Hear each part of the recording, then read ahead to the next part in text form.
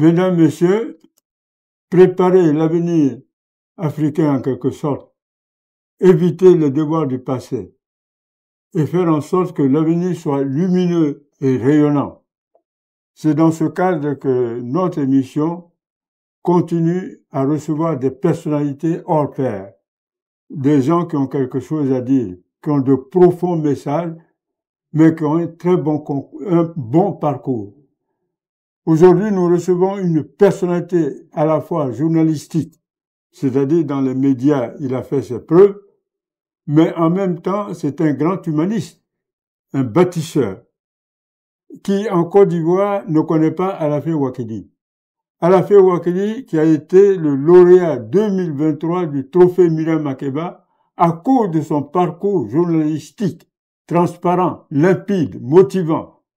Éduquer la jeunesse, éduquer les femmes, partager le pouvoir, bâtir un état de démocratie et de fraternité. Alafé Ouattara, directeur de publication de l'Intelligence d'Abidjan. Nous sommes fiers de te recevoir ici et tu peux compter sur nous pour poser des questions parfois très difficiles. Merci d'être là. Premier mot d'abord, non seulement on vous dit Akwaba, la première question, comment vous voyez l'élection présidentielle qui se dessine prochainement en Côte d'Ivoire?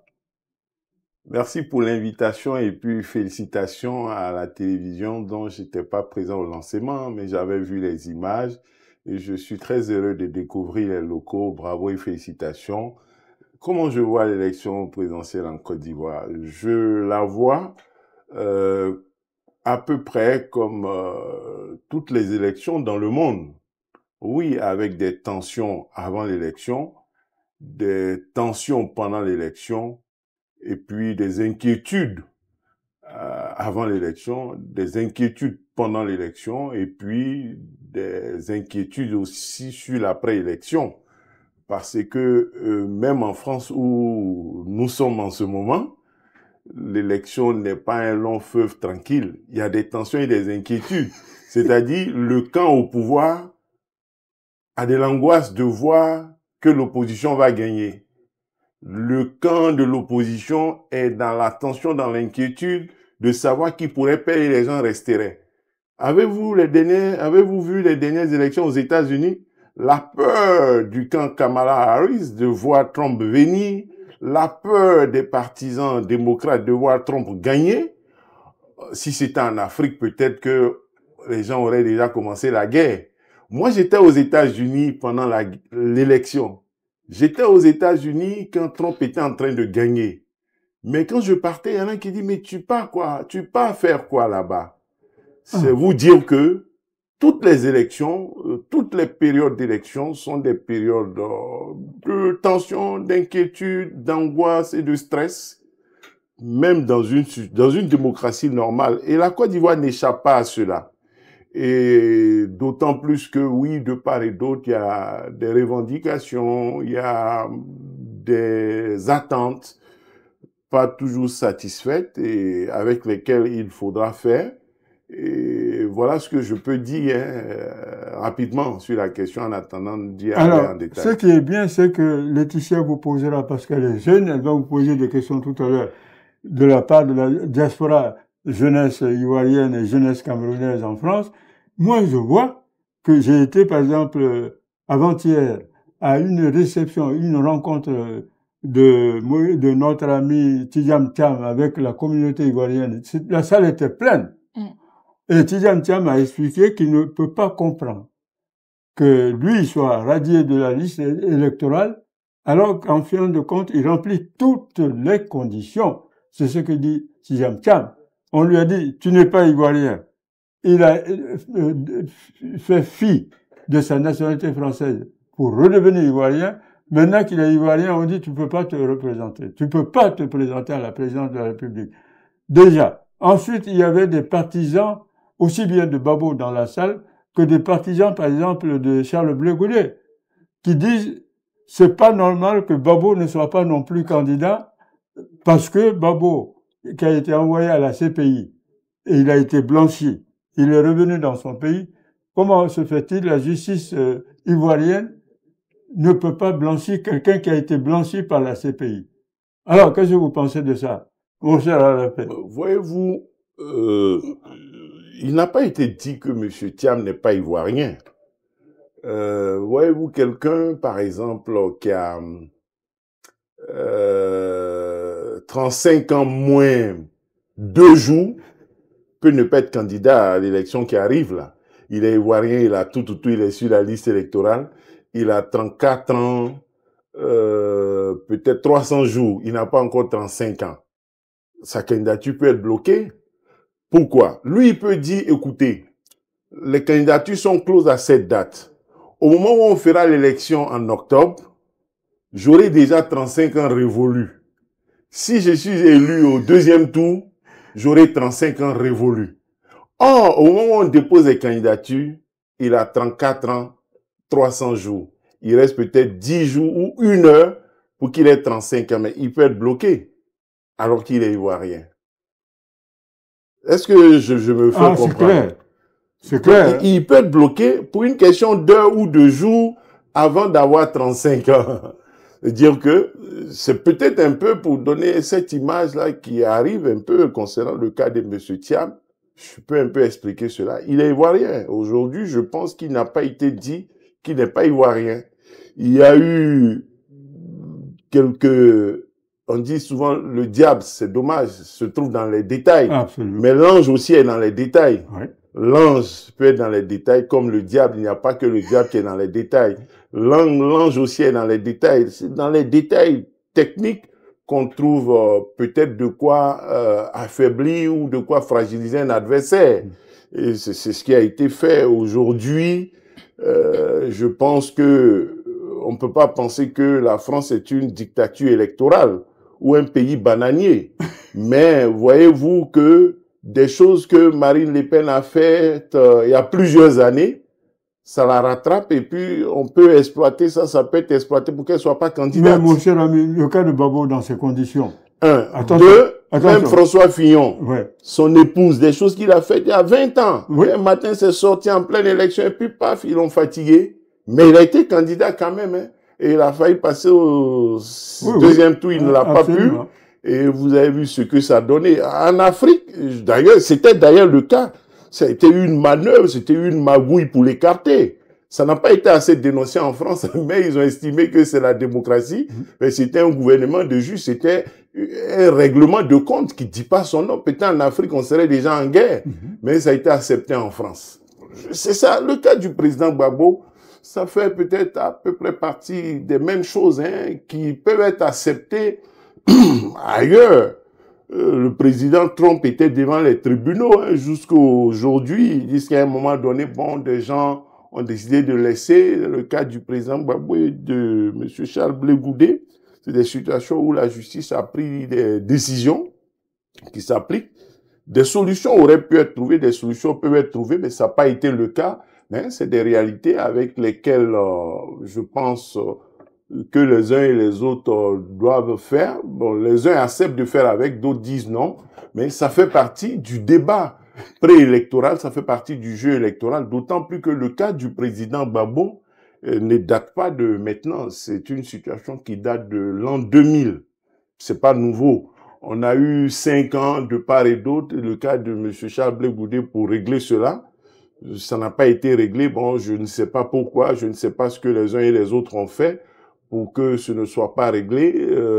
En 2000 et 2025 maintenant, le président Gbagbo a rencontré le président Ouattara une seule fois pour parler. Je ne sais pas s'ils ont essayé de se parler, de se rencontrer à nouveau pour évoquer la question avant que la période électorale arrive. Mais je sais qu'en 2022, le président Gbagbo s'était encore levé pour se faire inscrire à nouveau sur la liste électorale, prenant acte de ce qu'il était déjà radié, qu'il n'y était plus. Donc, il n'a pas pu faire valider sa nouvelle inscription. Donc, c'est un dossier qui dure 5 ans.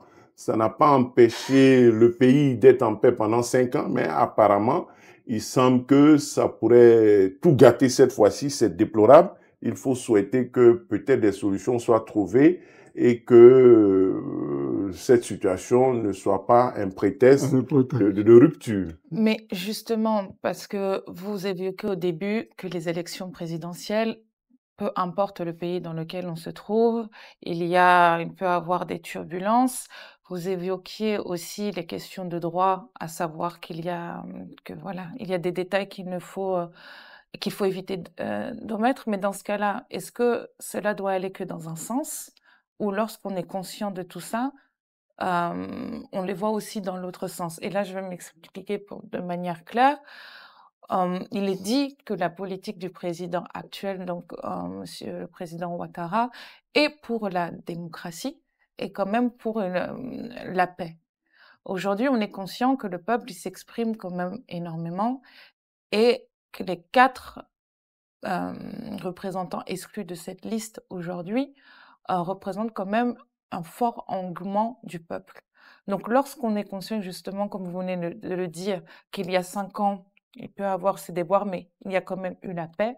Lorsqu'on est conscient que ce que l'on souhaite, c'est d'avoir quand même la paisibilité et la transparence, est-ce que vous trouvez quand même justifié que ce résultat, le constat du 4 juin, soit crédible, ou n'aurait-il fallu pas attendre justement de clarifier ces détails avant de donner justement un résultat concret pour montrer la transparence du pays et fiable, afin d'éviter les déboires du passé justement qu'on souhaite ne plus reproduire? Voyez-vous, 2020, il y a eu une seule situation nouvelle, c'est celle de M. Thiam. C'est ce que je dis. En 2020, M. Guillaume Soro, M. le président Laurent Gbagbo et M. Charles Blé Goudé étaient déjà absents. L'élément nouveau, c'est M. Thiam qui n'est pas présent sur la liste électorale. Et en 2020, si on a eu la crise, ce n'est pas parce que M. Laurent Gbagbo, M. Guillaume Soro et M. Charles Blé Goudé étaient absents de la liste électorale. Pas directement. C'est un peu indirectement, mais pas directement. Si on a eu la crise, c'est pour 2 choses en 2020. Bon, ça dépend parce que l'opposition estimait que M. Ouattara ne devait pas être candidat et puis elle recusait la CEI. On en reparlera après d'ailleurs. Et alors qu'elle avait des candidats, dont le président Bédié, M. Afinguessan, elle a choisi le boycott. Et après le boycott, qui a été violent, qui a entraîné des victimes ou autres, elle a choisi ce qu'on a appelé le CNT. Donc, voyez-vous, déjà, on a eu une situation à peu près similaire, avec déjà les 3 personnalités sur 4 qui étaient absentes. Donc, l'élément nouveau, c'est M. Thiam qui est absent. Maintenant, vous parlez, je ne sais pas la question précise que vous avez souhaitée. On peut penser que le pouvoir devrait accepter pour qu'il y ait la paix.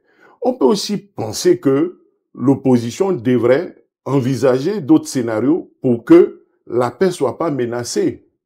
Parce que peut-être l'objectif, il y a un groupe qui veut qu'il y ait le cafouillage, et dans le cafouillage, on dit qu'il est élu. Peut-être que c'est cela. Donc, quand vous boycottez, vous dites vous n'allez pas à l'élection, il n'y aura pas d'élection. Si vous gagnez un tel rapport de force, tant mieux. Vous savez, en général, les gens aiment critiquer les coups d'État. Mais c'est qu'un coup d'État échoue qu'il est mauvais qu'on rende des comptes. Mais quand il échoue, les gens dansent. Comme au Gabon, comme au Mali, comme au Burkina, comme en Guinée, les gens dansent. Mais quand vous échouez dans un coup d'État, attendez-vous aux conséquences. Donc, chacun joue son jeu, chacun place ses pions, et puis on observe. Mais je pense que, de mon point de vue, je ne veux pas inviter, oui, je peux le faire, j'invite à la sagesse de Salomon. On a un bébé, c'est la Côte d'Ivoire. Qui est la vraie mère de l'enfant? C'est qui? Qui est prêt à dire, d'épaisser l'enfant, je m'en fous, parce qu'il n'est pas la vraie mère de l'enfant. Et qui va dire, c'est pas grave, gardez l'enfant. Parce que c'est la vraie mère et elle veut pas qu'on découpe l'enfant. Qui aime la Côte d'Ivoire, le bébé? Qui est la vraie mère du bébé aujourd'hui? Les uns pensent que c'est le pouvoir, mais si le pouvoir est la fausse mère, qui est prêt à faire couper l'enfant?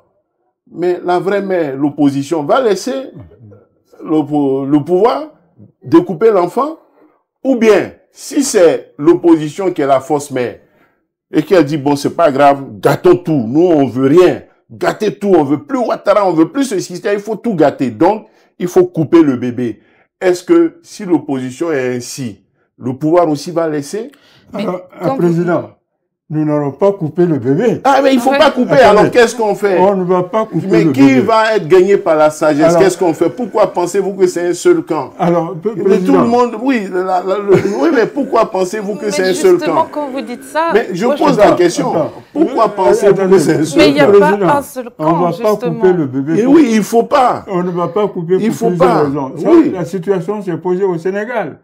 Il fallait couper le bébé aussi, à un moment donné. Oui. Mais le peuple a choisi. C'est ça. Le peuple a dit, on ne coupera pas le bébé. Donc le Sénégal restera uni. Et le peuple a choisi dans quelles conditions? Alors que, voilà. alors que c'était injuste.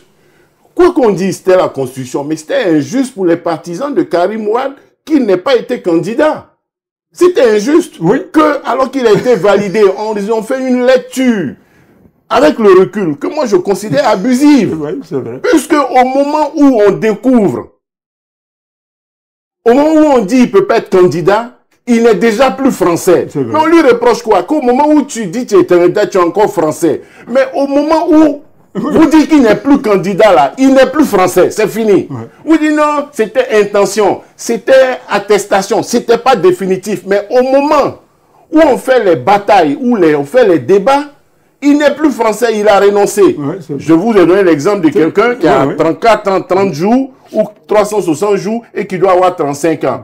Vous refusez de prendre sa candidature, mais au moment où on fait l'élection là, il a déjà 35 ans. Il peut être élu. Mais comme il lui reste 3 ou 4 jours, vous dites non. Karim Wade, à cause de 4 ou 5 jours, ou bien à cause d'une semaine ou deux, on l'a bloqué. Mais est-ce qu'il a fait brûler le Sénégal? Voilà. C'était injuste. Ce monsieur n'a pas été candidat. Et la crise du Sénégal est venue de là. Parce que Macky Sall a voulu qu'il soit candidat. Et il a tripatouillé, magouillé pour retarder l'élection, pour régler son problème et faire un nouveau dépôt pour qu'il soit candidat. Et même que ça a été reporté de quelques semaines, les autres ont dit non, non, non, on ne prend plus de candidature. Est-ce que vous croyez que c'est juste? Mais aujourd'hui, il est où, Karim? Il est tranquille. Il n'a pas dépecé le bébé Sénégal. Avec tout mon respect, lorsqu'on parle de paix, ça ne veut pas dire qu'on parle d'aller brûler un pays. Aujourd'hui, comme on l'a dit, lors du meeting de monsieur de Tidiane Thiam, plusieurs partis, certes quand même en opposition parce que pour élire, se sont réunis pour montrer le côté paisible et simplement d'avoir une équité au niveau des élections par rapport à ce que le peuple dit. Donc, quand je parle de paisibilité, je ne parle pas d'aller de violence. C'est une partie du peuple, c'est pas le peuple. C'est une partie du peuple. C'est le peuple de l'opposition, c'est le peuple opposant. C'est pas tout le peuple. Quand on parle du peuple, c'est qu'on prend des statistiques. Nous, des statistiques nous ont été montrées en incluant aussi Ouattara dedans. Donc, voilà, c'est voir aussi votre point de vue, puisque vous avez cette vision. Mais on prend simplement les informations qu'ils nous donnent. C'est une partie du peuple. Mais quand on va faire des recherches, on voit que cette partie du peuple aussi s'exprime en voulant quand même... Oui, c'est une partie du peuple. C'est une partie du peuple qui veut ça.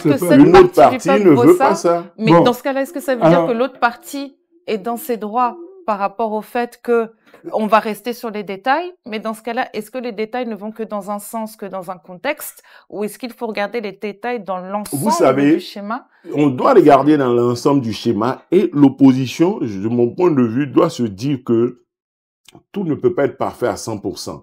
Il y a toujours quelque chose qui arrive. Il y a un détail à gauche ou à droite. Dans le pouvoir, tout peut pas être parfait. Au Sénégal, quand vous parlez, ce qui a coincé, c'est le Conseil constitutionnel. Absolument. Absolument. Puisque même l'Assemblée nationale, qui était quand même légitime, vote quelque chose. Mais le Conseil constitutionnel, qui est un organe, interprète pour dire que lui, ce qu'il dit là est au-dessus de ce que l'Assemblée nationale a décidé. Ceux qui font la loi font une loi. Et au Sénégal, parce que on dit ce qui s'est passé au Sénégal est bien, mais pour l'histoire, ça va laisser des traces. Ça va laisser des traces. Les députés peuvent faire une loi. Parce que ce qui s'est passé au Sénégal, c'est comme si Macky Sall disait, je fais un référendum pour reporter l'élection. Et le peuple du Sénégal s'en va, il fait un référendum, l'élection est reportée. Et un conseil constitutionnel vient s'asseoir pour dire non, on ne doit pas reporter. La constitution dit ceci, on ne doit pas reporter.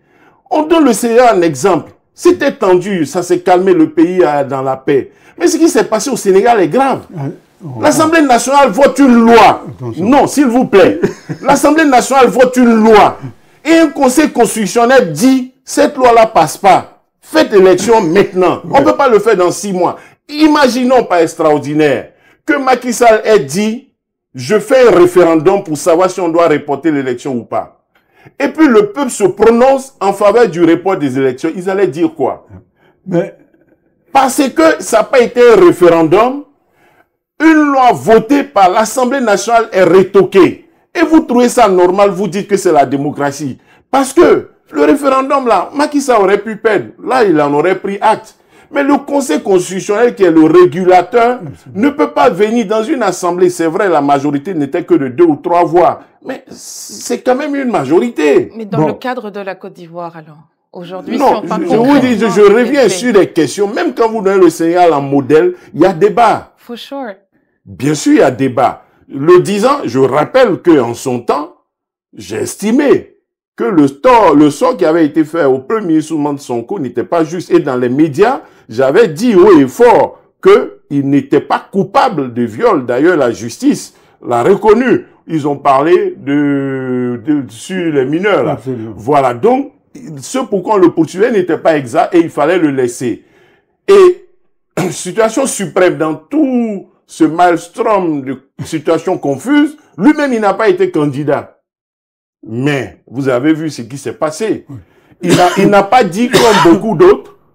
Non, bon, il n'a pas bloqué, il n'a pas mélangé. Tout comme Wad l'a pas fait depuis l'extérieur. Ils ont dit, écoutez, ne tombons pas dans leur jeu. Voyez-vous, c'est vrai que chez nous, en quoi ils ont dit, il y en a qui ont dit, vous voulez qu'on ait des plans B comme au Sénégal, mais au Sénégal, Macky avait dit qu'il n'était pas candidat. Si on veut tout reconstituer à 100%, on dira que aussi au moment où Macky dit n'était pas candidat, Sonko était poursuivi par la justice, la police les gazait, Sonko était en prison, Bassirou était en prison. Donc, si les gens veulent reconduire le Sénégal à 100% avec un Macky Sall pas candidat, on peut dire qu'eux aussi ils iront en prison comme Ousmane Sonko et puis Bassirou.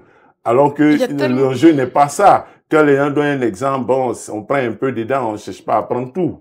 Voilà. Sinon, si on veut tout prendre, bon, si on prend tout, il faut trouver aussi un leader politique accusé de viol chez nous. Voilà. Président, oui. Nous voulons, coûte que coûte, oui. que la Côte d'Ivoire ne retombe dans la situation de 2010. Nous voulons coûte que coûte. Et c'est pourquoi nous sommes fiers de vous recevoir ici. Et il faudrait, dès maintenant, que chacun mette de l'eau dans son vin, puisqu'on ne veut pas couper le bébé. Ouais, c'est clair. Pas couper le bébé, c'est le peuple ivoirien. Oui. Et le peuple ivoirien doit rester maître à bord. Oui. Et le peuple ivoirien doit avoir le dernier mot par la démocratie. Par la démocratie et par les élections. Et par des élections libres et transparentes. Alors, je vais vous dire quelque chose. Quand Soro, tout d'un coup, est visé par la CPI, Soro, il répond, je n'irai jamais à La Haye sans Ouattara. Les gens me disent, mes camarades, c'est très grave ce que dit Soro.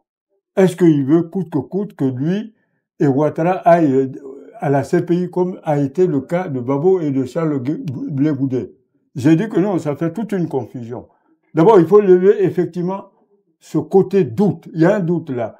C'est-à-dire que si demain la CPI devait mettre la main sur Soro, que évidemment, ce soit sans pour autant dire que Ouattara est responsable de quoi que ce soit. Parce que dans cette affaire, c'est très grave. Ensuite, j'ai dit aussi, quand les gens me posent la question, que d'une façon ou d'une autre, aujourd'hui, en quelque sorte, les pro-Babo, qui avaient dit, voilà, Babo a été mis en prison, il est blanchi, ils doivent être très contents parce que Sarkozy, qui avait trempé dans cette magouille, l'envoi de Babo à la CPI, lui-même a été rattrapé d'une façon ou d'une autre. Président, il a été rattrapé lui aussi par les affaires louches. Alors, ce que nous ne voulons pas, qu'il y ait ce genre d'interférence étrangère dans l'élection présidentielle ivoirienne. Et nous voulons compter sur la presse ivoirienne. Vous êtes un excellent communicateur, un excellent journaliste. Nous voulons élever le débat à Abidjan et ailleurs en disant faites attention, il faut faire en sorte que chacun soit candidat pour que le peuple choisisse qui doit, surtout que Ouattara a un bon bilan. Voyez-vous, Oui. Je ne sais pas où M. Guillaume Soro a dit ce que vous dites, ça c'est un. Maintenant, deux, l'expérience c'est vrai, il y a eu 3000 morts. La CPI a fait non-lieu pour le président Gbagbo, ce qui est une bonne chose. Aujourd'hui, il retourne dans son pays. Et voyez-vous, on parle encore de la CPI et on a une situation pré-CPI dans le pays. Oui, ça veut dire qu'il y a eu 3000 morts pour rien et que tout le monde parle encore de CPI et que les conditions pourraient être créées à nouveau pour envoyer d'autres à la CPI. Donc, 2010, ça nous a servi à rien. Et je ne pense pas que le fait que tout le monde soit candidat soit la solution pour nous éviter la CPI. Puisque d'ailleurs, on parle de CPI, c'est parce que tout le monde a été candidat que je l'ai déjà dit sur les médias. La crise de 2010, moi, je la vois tout simplement, hein, que M. Gbagbo, le président Gbagbo ait perdu ou pas, ou gagné. La crise de 2010, je l'explique tout simplement par le fait que, après tant de sacrifices qu'il a fait, amnistie, Guillaume Soro, Premier ministre, grade des gens, liste électorale, CI au main des autres. Le camp Gbagbo a estimé qu'il était inacceptable et injuste d'accepter la victoire du camp Ouattara et de l'opposition, du camp que la rébellion incarnait, qu'ils aient gagné de façon légale ou irrégulière. Donc, ils ont estimé que c'était injuste et ils étaient prêts à aller jusqu'au bout. Ils sont allés jusqu'au bout. Ça a découpé le bébé. On a eu 3000 morts. Ils ont estimé que c'était inacceptable. Tous ces sacrifices. Ouattara candidat. Quand ils disent, ils acceptent que Ouattara soit candidat, pour une seule fois, d'après eux, c'est parce qu'ils pensent qu'il ne peut pas gagner. Et puis on nous dit que cet homme-là, il a gagné l'élection. Quand ils acceptent que Ouattara soit candidat, là, c'est pas pour qu'il gagne. Dans leur esprit, là, c'est parce qu'il va être battu. Vous êtes en train de dire, bon, Ouattara doit les accepter, il a un bon bilan, il peut gagner. Mais imaginez, si vous aimez la Côte d'Ivoire, vous voulez ça pour la Côte d'Ivoire, imaginez qu'ils perdent. Vous croyez que le camp Ouattara va se comporter différemment du camp Gbagbo? Ils vont faire la résistance, ils vont dire qu'ils ne sont pas candidats au prix Nobel aussi, et puis ils vont être candidats à la CPI en se disant qu'il n'y a pas preuve, il n'y a pas vidéo, il n'y a personne qui va démontrer qu'il y a eu plan commun, que c'était prémédité, qu'il y a eu réunion au cours desquelles Ouattara et son camp ont décidé de massacrer les forces de l'opposition. C'est la même chose, hein? Chacun se prépare, c'est le même narratif en se disant au bout, si on suit la même chose, peut-être un jour aussi, même s'il était là-bas, ils vont faire non-lieu et puis il va retourner. Au-delà de ça, quand on réfléchit, même si on oublie justement qui a tort ou qui a raison ou autre, si on réfléchit même sur un contexte économique, on sait très bien que lorsqu'il y a des élections au sein d'un pays, déjà économiquement, ça devient un peu plus compliqué pour susciter l'investissement extérieur, que ce soit des entrepreneurs et autres. La Côte d'Ivoire est quand même un pays qui est pressenti et qui a été présenté, même lors de réunions avec le grand patronat francophone, comme le berceau de l'entrepreneuriat, notamment pour l'Afrique, et un pont gagnant-gagnant, que ce soit pour l'Occident et les Africains. Aujourd'hui, et on est d'accord sur le point qu'on ne veut absolument pas couper le bébé, on est d'accord sur le point que d'un côté comme un autre, il y a des torts ou autres, mais lorsqu'on voit l'instabilité que ça procure par rapport à l'annonce, lorsqu'on sait que des stratégies ont déjà été mises en place pour justement faire de la Côte d'Ivoire cette terre d'accueil pour l'entrepreneuriat, pour la prospérité, n'est-il pas quand même aussi opportun de réfléchir différemment afin d'éviter les écueils et donc d'éviter la rétractation de cette avancée qui a quand même été annoncée, tant pour la diaspora aussi, mais aussi pour le continent en lui-même et la population, juste d'un point de vue économique. Non. Oui, je suis d'accord, il faut parler à tout le monde, au pouvoir comme à l'opposition. il ne faudrait pas qu'on ait l'impression que le problème est avec une seule personne et que ce que les uns disent est vrai et ce que les autres disent est faux. À quoi assistons-nous? À la demande qui est faite. Et c'est ce qui rend difficile les médiations. Puisque la même chose, vous savez, ce qui se passe en 2025, ça s'est passé en Côte d'Ivoire depuis au moins 35 ans. C'est pas nouveau. Le problème, c'est pourquoi tous les 5 ans, ou bien, bon, avec des élections intermédiaires, la même chose se passe. Donc, c'est pas la faute à ce régime en particulier. En 90, Oufou a été contesté.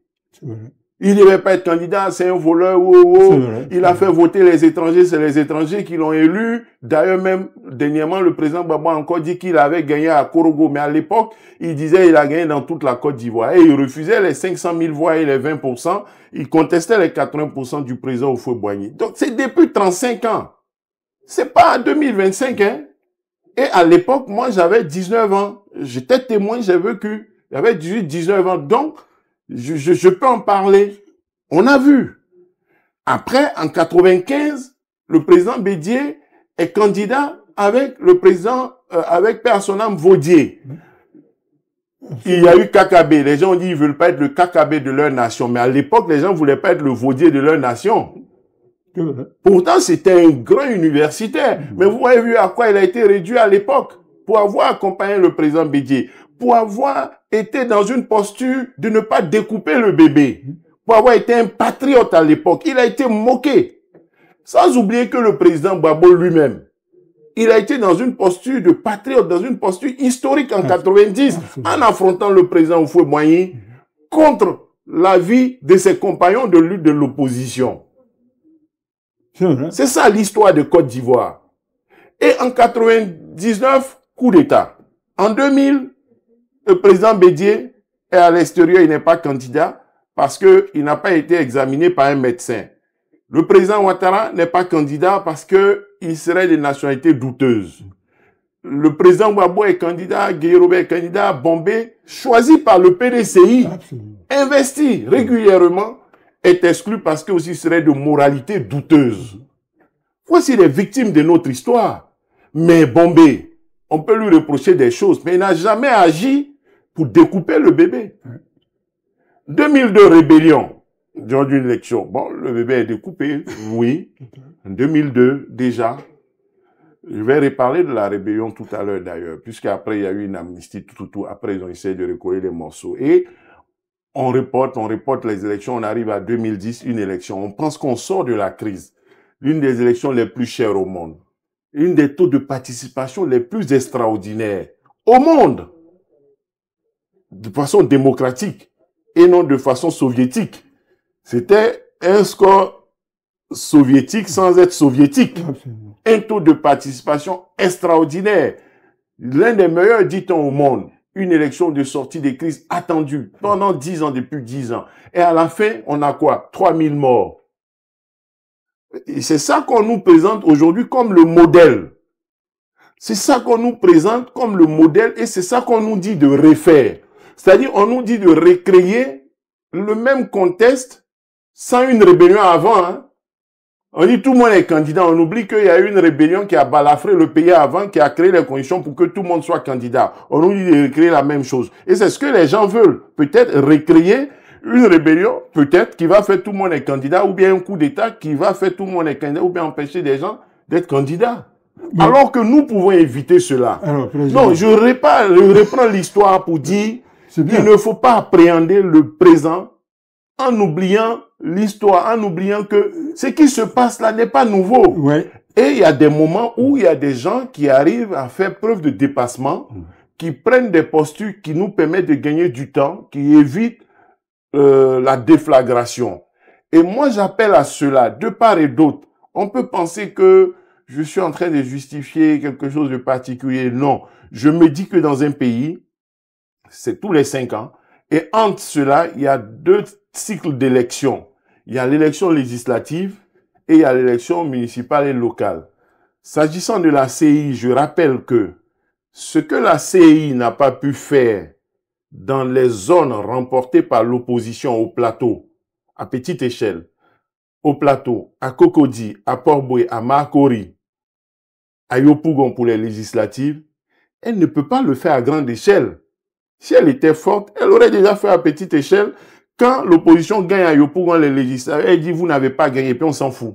Quand l'opposition gagne à Port-Boué, elle dit vous n'avez pas gagné, on s'en fout. Si elle n'a pas pu le faire, mais imaginez qu'il y ait 50 Port-Boué, 50 Yopougon, 50 Makori, 50 plateaux. Elle va faire comment pour voler la victoire de l'opposition?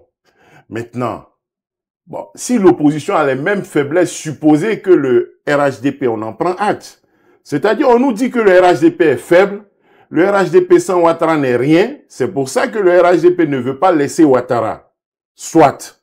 Mais donc, le PPACI est faible comme le RHDP, sans Gbagbo, ils ne sont rien, ils n'ont aucun candidat. Mais comme eux, ils n'ont pas la force du RHDP pour imposer Ouattara, comment ils vont faire pour maintenir Gbagbo? Donc, le PDCI Santiam n'est rien, puisque vous dites que Ouattara veut être candidat parce que sans lui, le RHDP n'est rien. On a l'impression aussi que le PPACI sans Gbagbo n'est rien, le PDCI Santiam n'est rien, mais Ouattara, lui, il est au pouvoir. Vous avez fait comment pour l'empêcher d'être candidat? Lui, il a créé les conditions. Bon, vous n'avez pas de plan B. Est-ce a dit que sans Gbagbo, le PPACI n'est rien, sans Thiam, le PDCI n'est rien? Parce que vous dites en même temps que le RHDP n'est rien sans Ouattara. C'est pour ça que Ouattara doit être absolument candidat. Oui. Est-ce qu'on peut vous appliquer la même chose? Oh, il se trouve que lui, il est le président sortant. Il est au pouvoir. Et que vous n'avez pas la capacité, je ne sais pas comment, de l'empêcher d'être candidat par rapport au contexte actuel. C'est pour ça qu'il faut que de part et d'autre, chacun réexamine la situation en se disant qu'on a des craintes qui ne sont pas fondées et que si vraiment, et que quel que soit le peuple, vos statistiques, s'il y a un projet, s'il y a une vision, le peuple dont vous parlez, si Ouattara est minoritaire, si les sondages sont vrais, il est possible, vraiment, c'est pas un miracle, de renverser la tendance et de gagner et d'empêcher le vol électoral. S'il y a une vision, s'il y a un projet, est-ce que M. Thiam, il avait une salle remplie? Oui. Mais est-ce que vous savez que M. Thiam, tel un prophète, s'il dit, comme à l'époque Ouattara, allez voter un mouton, est-ce que les gens ne peuvent pas aller voter un mouton? À l'époque, c'est pour ça que le Noado mouton est venu. On dit au nord, même si Ouattara présente un mouton, il va gagner. C'était ça Ouattara à l'époque. Mais pourquoi aujourd'hui, M. Thiam ne peut pas dire, il met le doigt là. Oui, mais et puis tout le monde court. Et tout le monde court. Et on vous dit non, il faut d'abord que Ouattara ne soit pas candidat. Mais même si Ouattara est candidat, et que vous êtes majoritaire, mais c'est possible. De quoi ont-ils peur? Pourquoi ils ne se font pas confiance? Pourquoi on doit découper le bébé à cause de ça? Alors, pourquoi? Président, on ne va pas, je dis une fois de plus qu'on ne va pas découper le bébé. Ah oui, moi, je plaide pour qu'on ne découpe pas le bébé. Parce qu'on a déjà découpé à plusieurs reprises et chaque fois on a reconstitué. Mais alors, on ne va pas chaque fois reconstituer. Le président a fait 3 mandats quand même. On en tient compte. Est-ce que, président, nous sommes là entre à la fois hommes de médias, mais hommes de paix. Le président fait quand même 3 mandats. Est-ce qu'il a le droit de faire un 4e mandat? Ça, c'est la première question à laquelle vous devez répondre. Et s'il est candidat pour une 4e fois, quels sont les projets phares qui vont permettre à Ouattara de faire mieux qu'il n'a fait jusqu'ici après les 3 mandats? Voilà des questions auxquelles il faut répondre. Ensuite, il faudrait me dire, est-ce que les pays du Sahel, par exemple, doivent s'entendre avec les pays de la CEDEAO et comment? Et je salue Bassirou et je salue, comment il s'appelle, Ousmane Sonko. Voilà un jeune, à peine Premier ministre, il prend son bâton de pèlerin pour faire le tour d'une partie de l'Afrique pour dire, même si nous n'avons pas les mêmes convictions, nous devons nous entendre pour le continent, pour notre jeunesse, pour notre avenir. Mais j'aurais aimé voir le président Ouattara, après 3 mandats, prendre son bâton de pèlerin et faire le tour de l'Afrique partout en disant, quoi qu'il arrive et quoi qu'il en soit, nous devons nous entendre parce que l'Afrique, c'est quand même notre bien le plus commun. C'est le bien le plus précieux. Alors, pourquoi le président, après 3 mandats, jusqu'ici, veut faire un 4e mandat, n'a même pas pris encore son bâton de pèlerin pour faire le tour des pays africains. Président. Voyez-vous, je ne sais pas si on aura le temps de faire un débat de légalité, de constitutionnalité, mais je dis ce qui peut poser problème dans les candidatures du président, c'est peut-être la question morale. Mais la question légale et constitutionnelle n'est pas vraiment un problème de mon point de vue. Et j'écoute les autres points de vue, mais de mon point de vue, parce que si le président Alassane Ouattara avait fait 3 ou 4 mandats sous la même constitution, il y avait problème. D'ailleurs, c'était même pas possible. Il y a eu une nouvelle constitution qui a autorisé, parce que, voyez-vous, sous l'ancienne constitution, c'était totalement impossible. Et si la nouvelle constitution n'avait pas introduit des changements, il n'aurait pas pu être candidat. Je vous donne un exemple. Sous l'ancienne constitution, l'âge limite, c'était 75 ans. Si on fait une nouvelle constitution, que l'âge limite reste 75, le président Ouattara ne pouvait pas être candidat en 2020. C'est vrai. En ce moment, il avait 78 ans. L'âge limite était resté, il n'était pas candidat. Mais pourquoi l'âge limite a sauté? L'âge limite a sauté parce que peut-être il pensait au président Bédié. Pas à lui, c'est pour ça, au moment de la Constitution, on disait non, il ne peut pas être candidat parce qu'il a déjà fait 2 mandats, c'est reconduit. Et puis, une situation se présente. Et avant que cette situation se présente, oui, déjà, on commençait à dire, mais on a mal lu, hein, tel que c'est possible que vous soyez candidat. Eh bien, il dit, bon, c'est pas grave, et il n'a pas été candidat, juste à ce qu'on constate, ce que l'on a vu. Donc, sous l'ancienne Constitution, le président Bédié pouvait plus être candidat. En 2015, il n'a pas été candidat et donc il a créé l'appel de Daoukro pour soutenir Ouattara et la Constitution a changé en 2016. Donc il a pris 4 ans et comme il savait qu'il pouvait être candidat désormais, l'alternance, il la voyait venir. Et à partir de 2018, le conflit a commencé parce que lui, il se préparait comme candidat. Donc rupture avec Ouattara, il est candidat en 2020, mais finalement, il n'a pas pu faire cette bataille-là pour plusieurs raisons. Donc la candidature du président Ouattara est légale. Parce que ceux qui disent qu'elle n'est pas légale analysent la candidature du président Ouattara avec 2 tests. La Constitution de 2000 et puis la Constitution de 2016. Or, tous les autres candidats, leur candidature est analysée avec une seule Constitution, celle de 2016.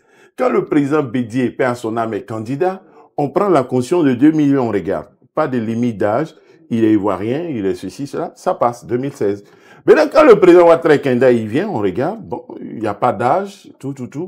On dit, bon, c'est vrai, mais lui, prenons la Constitution de 2016. Comme il était déjà président, on regarde, il a déjà 2 mandats, donc non, s'il fait ça maintenant, ça va être 3e mandat. C'est pas écrit dans la Constitution. C'est calcul, interprétation des gens. C'est pas écrit dans la Constitution pour dire, c'est lui qui a déjà fait 2 mandats sous une ancienne Constitution. Il faut l'écrire clairement. Faut pas interpréter. On peut le faire. Dans des pays, c'est écrit. Il dit, nul ne peut faire plus de 2 mandats de façon continue ou discontinue. Aux États-Unis, Trump, il a fait un mandat. Il n'a pas fait, il a fait un autre, ça fait 2. C'est pas continu. Il peut plus être candidat. Or, chez nous, c'est possible d'être encore candidat. Donc, il faut avoir des constitutions claires. C'est comme la question de la liste électorale à faire avant l'élection. Bon, l'opposition demande ça. Bon, et si, en 2020, on ne savait pas que le problème allait se poser quand il y a eu la première constitution et le code électoral voté par référendum. Notre code électoral, là, il est issu du peuple. Mais le peuple n'a jamais écrit clairement, il n'y a pas pensé. Hein. C'est quand des problèmes se posent, on trouve des solutions. Absolument. Le peuple, quand il votait le premier code électoral, qui n'a été que modifié au fil des années, n'a pas écrit que la révision en année électorale se fait avant l'élection présidentielle. Le peuple n'a pas écrit ça. C'est des gens qui le souhaitent et ils pensent que c'est la vérité ou que c'est le peuple. Non, il faut, moi je milite pour cela, qu'on ait des tests clairs. Lorsqu'on passera cette étape-là, il faut que l'opposition crée les conditions pour qu'on modifie le code électoral et puis on met la date de révision dans le code électoral et on ne laisse plus une commission électorale interpréter les périodes de révision de la liste électorale. Voici ce pourquoi je milite, tout comme je milite pour que lorsque la situation va se présenter, on ait une constitution claire qui limite à 2 mandats en disant nul ne peut de façon continue ou discontinue faire plus de 2 mandats. Or, actuellement, avec notre constitution, là, on peut faire 10 mandats à une seule condition. C'est-à-dire, quand tu finis tes 2 premiers mandats, 5 ans, tu ne peux pas être candidat, tu te balades, tu fais autre chose, tu deviens artisan de paix, comme vous le voulez. Parce qu'il n'y a plus de limite d'âge. Tu vas à l'ONU, tu fais comme Macky Sall, là. Voilà. Je sais pas, lui, peut-être, vous allez voir, ils vont vouloir le juger et l'empêcher d'être candidat dans 3 ans. Hein. Parce qu'il est encore jeune, il peut revenir être candidat. Hein. C'est possible au Sénégal, comme chez nous. Mais vous allez voir, vous dites que c'est une démocratie. Vous allez voir, ils vont dire, ils sont en train de créer les conditions pour lui donner 20 ans, comme à Laurent Gbagbo ou autre. Et puis, j'espère que ceux qui dénoncent pour la Côte d'Ivoire, quand les jeunes du Sénégal là vont le faire, vous allez le dénoncer. Mais ils vont le faire hein, pour empêcher Macky Sall d'être candidat dans 2 ou 3 ans. Et c'est ça l'Afrique. Sans oublier que Trump aussi a été emmerdé parce que Macky Sall voudrait bien revenir, tout comme Karim enfin va vouloir être candidat dans un truc à venir. Et donc, ce sera pas facile pour eux. Bon. Donc, pour dire que la question constitutionnelle, si on aura le temps, il faut qu'on clarifie nos constitutions et ne pas dire que ce qui est dit autrement par les autres n'est pas exact. Concernant ce qu'il doit faire comme bilan, je dis de toutes les façons, quand Ouattara dit il n'est pas candidat, il s'en va, on dit il a bien travaillé, il doit sortir. Mais dès lors qu'il dit qu'il est candidat, on dit il n'a rien fait de bon, tout est mauvais, tous les Ivoiriens sont pauvres, tous les Ivoiriens sont malheureux. Bon, ça fait qu'on ne sait pas à quel moment il doit arrêter. Très il ne peut pas faire, il peut faire mieux. D'avoir reçu un homme de médias. Très heureux d'avoir reçu quelqu'un qui va apporter la paix médiatique en Côte d'Ivoire parce que nous allons faire ce débat et j'espère que ce sera diffusé massivement, aussi bien sur ta chaîne de télévision. Et nous disons paix en Côte d'Ivoire. Et les médias doivent être avec les hommes politiques pour apaiser la situation. Et on dit à quoi bas, à quoi bas. À quoi bas. Merci, Président.